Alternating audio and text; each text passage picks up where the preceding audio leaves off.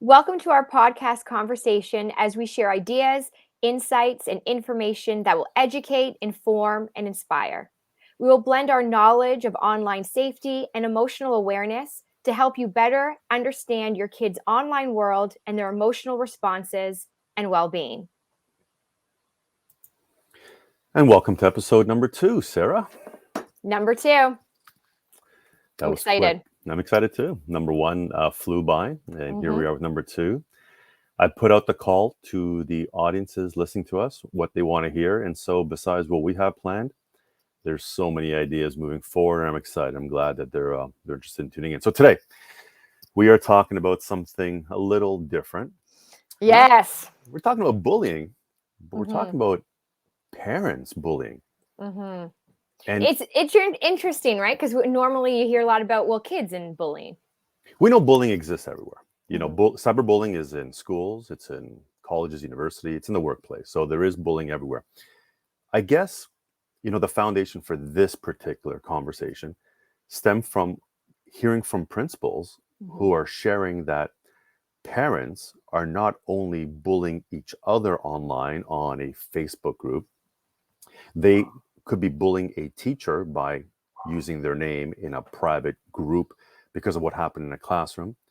Parents bullying children because they're walking to school and they're wearing a mask. It just everything it's ridiculous. And Mhm. so we need to talk about it. But Yes. here's the thing. You and I always talk about modeling positive behavior. So if you and I are out in our respective capacities and I go direct into cyberbullying and why we should never do it and be an amazing person and how to deal with it, obviously, if you ever get hurt. You deal with the emotional component to it.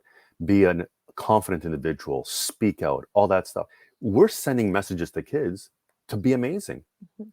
But wait a minute, are we really getting the support from some parents? Because they're not out there doing the same thing. So, our message works, but we're not being supported because some parents are actually going against the guidance and they're doing it. So Mhm.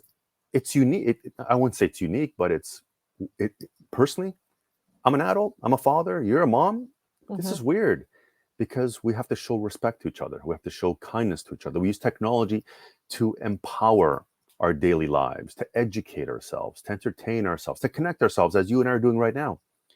But to get online and start using that same technology to hurt another individual, to be malicious, to call names, what, Sarah, what do you think is the foundation of all this?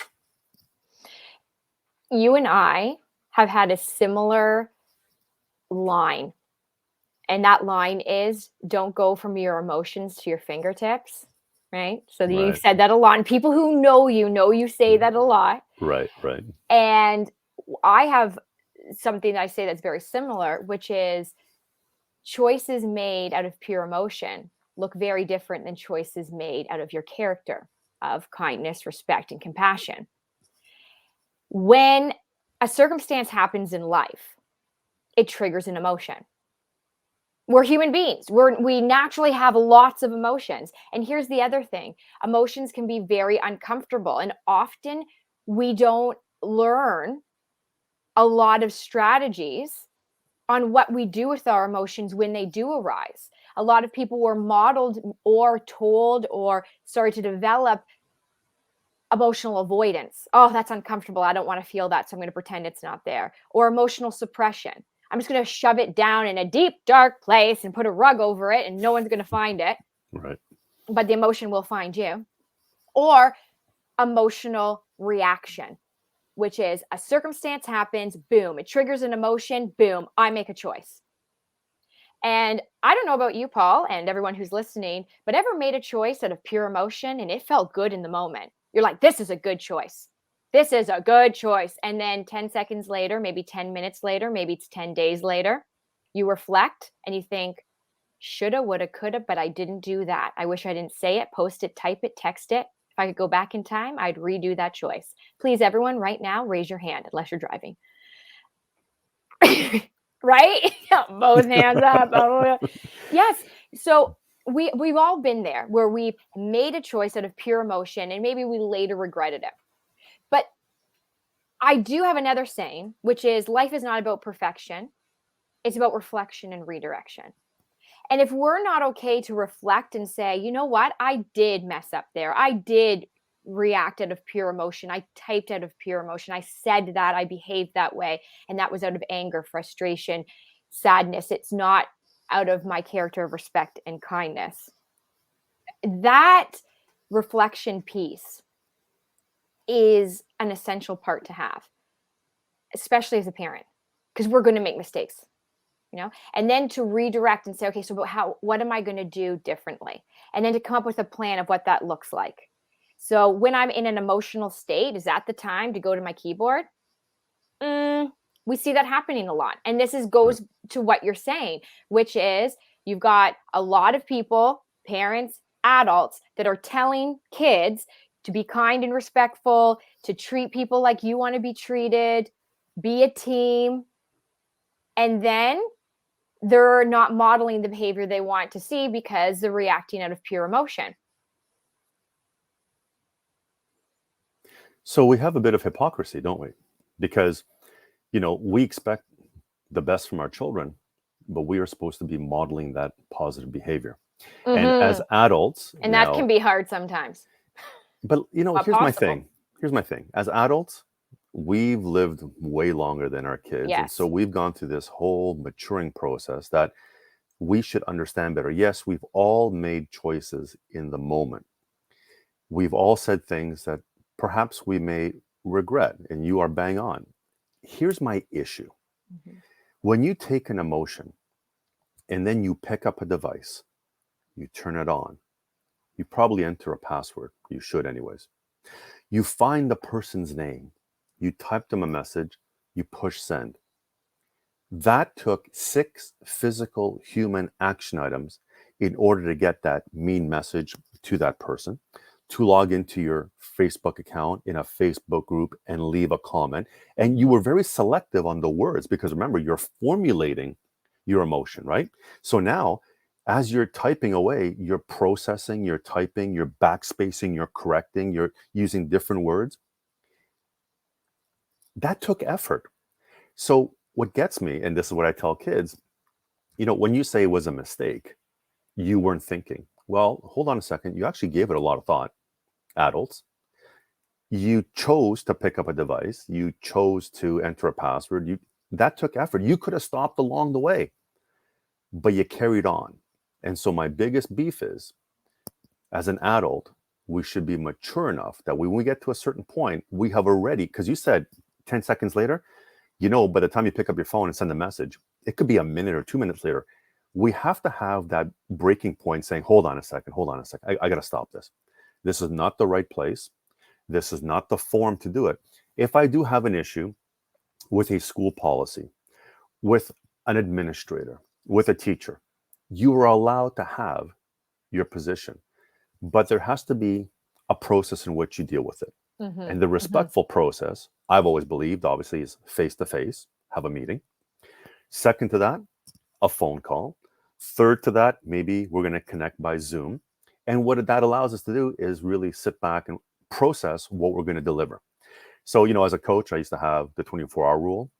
Parents, you might be upset at a call that I made with your kids on the field. You're allowed to feel that way.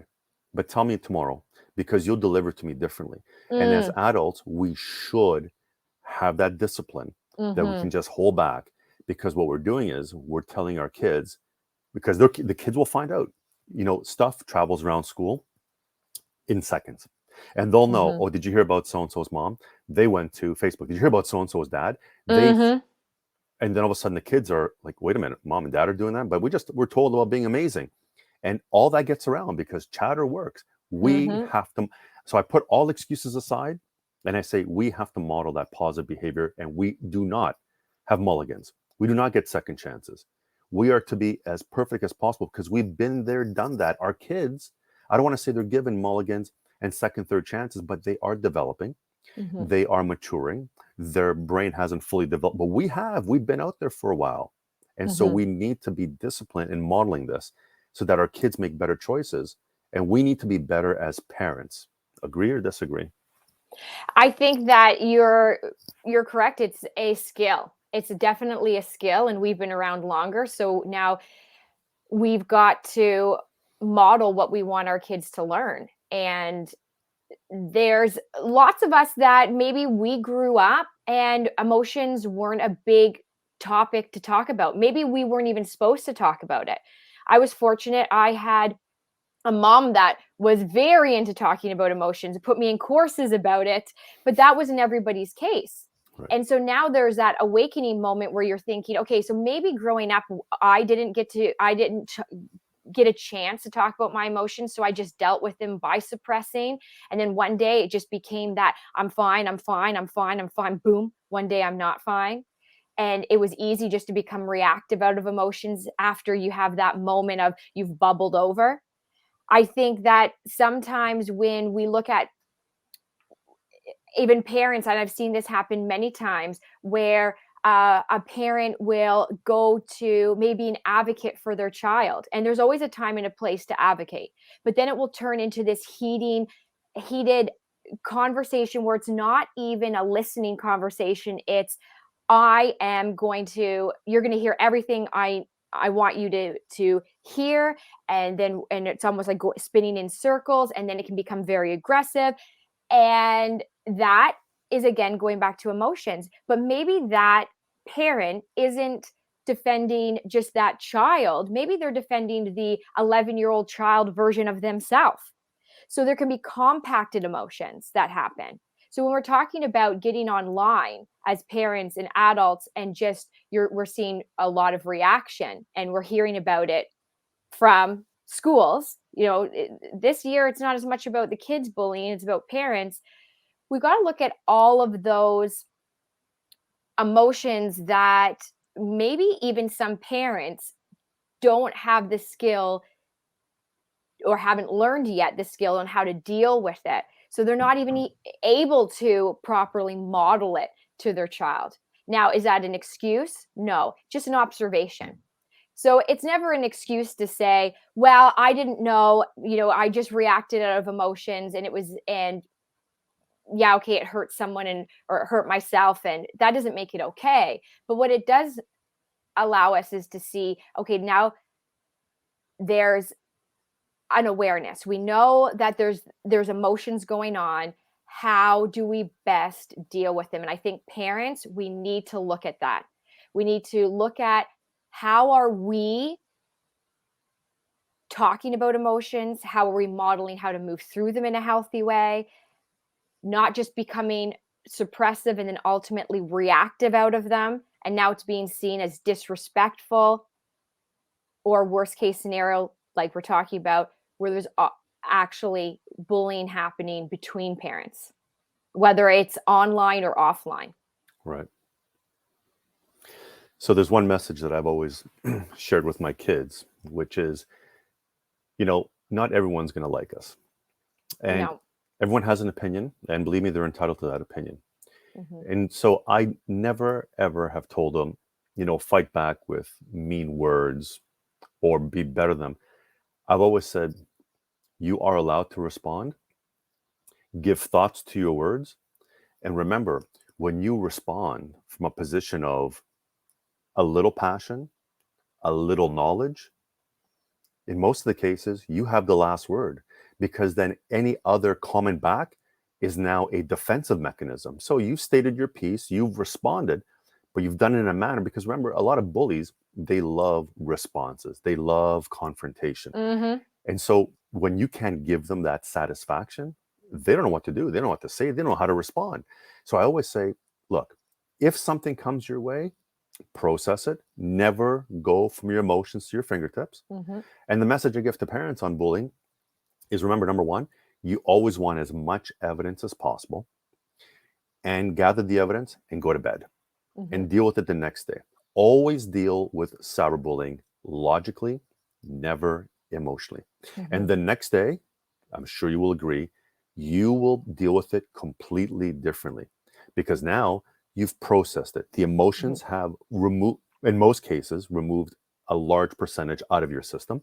And now you're dealing with a bit of the emotion, but a lot more of the logic. And that is how you deal with it. And then you bring it to the right individual respectfully. I've always told kids, always ask for help when it comes to being hurt online. Anything that bothers you, hurts you, ask for help. Bring evidence and be respectful. Principals will be there because they care about you. But principals and teachers and the school board and police officers, you need to give them respect. Demanding and threatening for saying you better help. No, be respectful. Bring evidence. We'll find you the help you need. And parents, that's the exact same message. So my guidance in this conversation, how do we resolve this? Because there will be other emotional scenarios that come about. You know it and I know it. It's just not going to stop. No. It's really simple. Number one, apply the 24-hour rule. Number two, respond logically, not emotionally. That 24-hour period will allow you to be more responsive logically than emotional. And I would personally document my conversation. So if you have a beef with someone, lay out a wonderful email, send it, follow up with a phone call or a meeting. But again, respectful, professional, with all the information required to support your cause.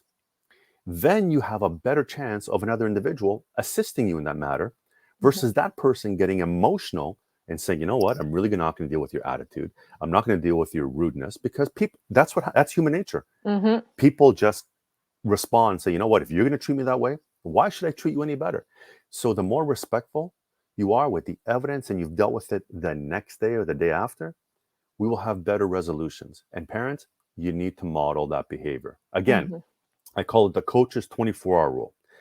Gather all the evidence, write it down, transmit it logically, and we'll solve problems. And parents have to take that approach just the way their kids are being told to handle it. Well, and those points are wonderful because people are so emotionally charged. Like, just right now, there's so much going on in the world. And I think that what happens is we get so charged up and we get into this really like, I'm right and you're wrong. And you will hear my voice. I am going to tell you exactly what you need to know. And I need you to hear what I'm saying. So if we think back to that, human beings love being right. We love being right. Let's do the podcast on that next time. We do. We love it. People do, and they like to hear they're right. You like your brain finding information why you're right. This is a side topic, but you know this from even algorithm, right? If you keep looking up the same thing, you'll get more of that because it knows that's what you want to hear. And that's okay. Now, I'm getting more information about what I want to get information on, or getting more evidence for what I want. So that's actually how our human brain works. We like to know we're right. So when you see even adults, whether it's on Twitter or it's on Facebook, and they're going back and forth, and it's just, I'm going to say what I want to say. Oh, you're going to say what you want to say? Well, I'm going to come back with what I want to say. And we keep doing this. Sometimes even very, not even disrespectful banter, but it can even just become very hurtful and very mean. That is not just emotions. It's emotions because you also want to be right. Right. I just keep spinning around. What if, and here's a big what if you could just listen to someone and you didn't have to be right about it, and they didn't have to be right about it? What if that could happen sometimes in certain scenarios? Mind-blowing, I know, but that's really how it's back to basics. It's back to, what if your opinion is just that? It's your opinion. What if the other person's has an opinion and it's different than yours, but that's their opinion? And what if they can both live on the same page? Just what if? It almost can be unsettling to certain people. Well, no, because this is right. See, it goes back to your brain telling you no, but there's a right and a wrong. And so maybe in certain scenarios, it's just people have different opinions and viewpoints. You see this a lot in relationships, right? There's different opinions and viewpoints. What are you going to say? You know what? Okay, first of all, you should be consulting politicians because they cannot just express an opinion without attacking the other. So I think you'd retire if you could do that. Having said Okay, that'll be my next thing. last week, I'm at a school in-person presentation, and I had a conversation with a mom. I'm wondering if she's going to listen to this. She came up and we had an amazing face-to-face with masks on conversation. I love how we have to say that now. I mean, Well, yeah, 2 years ago, you wouldn't even have to. we You'd be like, what? had to do it safely. Like Halloween masks? What kind of masks? No, just, face masks, which maybe we'll do in the next podcast. Yeah. And so here's the best part. She was so appreciative of my message, but she said something. I won't say what it was. And I paused. I said, you know that I can't agree with that based on what I just said. And it was, but she said, I know, and I'm going to deal with it. But we disagreed on one thing, but we respected each other. She respected my position. I respected she's a mom and she made a choice for her child. And the rest of the conversation was amazing. So I could have stopped and been that person. Listen, I'm right and your child. No, I've said my piece. I've given you knowledge. She was open. She could have completely left that out of the conversation. She was open about it. She said, yes, they are on this platform. And anyways, long story short, we weren't on the same page on that. She understood my position. I respected her as a mother. Everything else was brilliant. Otherwise, it could have gone, again, different personality. Yes. To say, you're a horrible person. Because no, that's mom and that's her choice. And she's allowed to. I'm there to help. But we didn't banter about it. And you know what? That is the key. You don't have to agree with each other. No. But respect each other. Kids. Yes, 100%. Even I remember hearing that from my mom growing up. You don't all have to be friends and best friends, but you have to respect each other. And we're going to have different viewpoints. Right. I mean, everybody, even listening to this podcast, some people are going to agree with what we say. Some people aren't going to agree. Or some people are going to agree with certain pieces or not. And it's okay. We don't have to. And I don't know when it shifted where it's like, no, this is the way and this is the only way. But the beautiful part about being on our planet is that it is diverse and there's opinions and there's different ways of doing things. And we have to be able to see that as okay. Again, it doesn't have to be your way. It doesn't have to be the way that you would do things.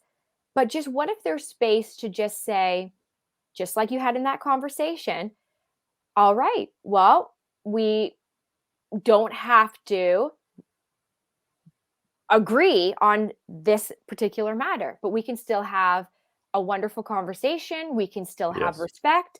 And that has to translate online. This is what we tell our kids. Otherwise, we also stop the learning. We stop learning from one another. We can't stop learning from one another. And saying, well, you don't do the same thing as me. You don't believe in the same thing as me. So no, bye. Right. When did that? No. I don't know when that happened, Sarah, but it's been happening a lot. A lot lately. Well, okay. I can't pinpoint the time, but you notice it's become more prevalent. Yes. As a result of social media. Everyone now has a stage. Everyone has a voice, and they're going to let you know about it. So I guess we can contribute social media to some of that. But I know we're running out of time, but one other point you made, which is amazing, and it's something I learned when I was 20 years old. We need to listen. And I remember being employed by an organization, and they sent me to this course. It was actually held by, at the time, Bell Canada. And it was about listening to your customer, not assuming. Listen, process, respond. And it's one of the things that I basically have used throughout my career. I want to listen. I'm going to process. I'm going to respond. I'm not going to jump to conclusions. I'm not going to listen to the first part of your sentence, get enraged and respond and cut you. It's always listen, process, and respond. And if parents did that and they applied the 24-hour rule, Sarah, we'd be in a way, way better place. And you know what, Paul? I love this. So so listen. And I just did this post on my Instagram. So this is meant to be. The post is, the biggest communication problem is we don't listen to understand. We listen to reply. That's good.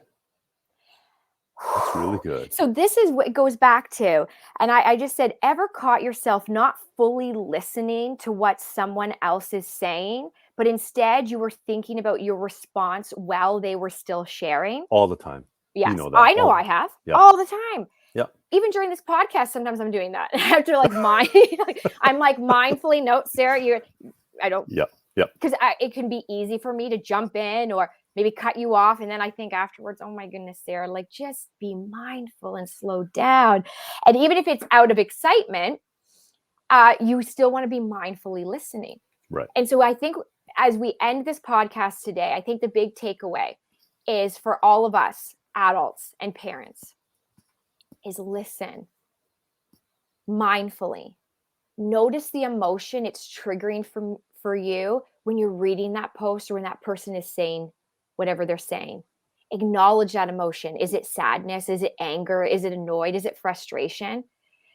Breathe through it and give yourself time and space. Give yourself a beat. Like you said, give yourself that 24 hours and think, okay, that really triggered a lot in me. I got really angry just reading that post. But I'm proud of myself that I didn't respond out of anger. I didn't go emotions to fingertips. I didn't go from emotions to choice. I took a beat. I took a breath. I took my 24 hours, whatever amount of time you need. And then I want everyone to try this. Take a Post-it note, write down the character trait that you want to make choices from, online, in person. Is it caring? Is it compassionate? Is it respectful, responsible? Write that on a Post-it note, stick it beside your computer, on your mirror, in your sock drawer, and say, now I've taken a beat, I've taken some time. What will I type out of that character trait? What will I type out of respect? What will I say out of compassion? Guaranteed your words, your actions will be a lot different. And it won't be about you having to be right anymore. It'll be about you making a choice that shows your character, not just about being right in emotions. Brilliant way to end it. Sarah, great to see you. I look forward to episode number 3. And for everyone joining us, we appreciate you. Thank you for joining us. We look forward to your feedback and, of course, any ideas you wish for us to cover. By all means, enter it if you're watching this on YouTube or on Facebook, or you just want to send us a DM. Let us know. Thanks, Sarah. See you next time. Bye, everyone. Bye.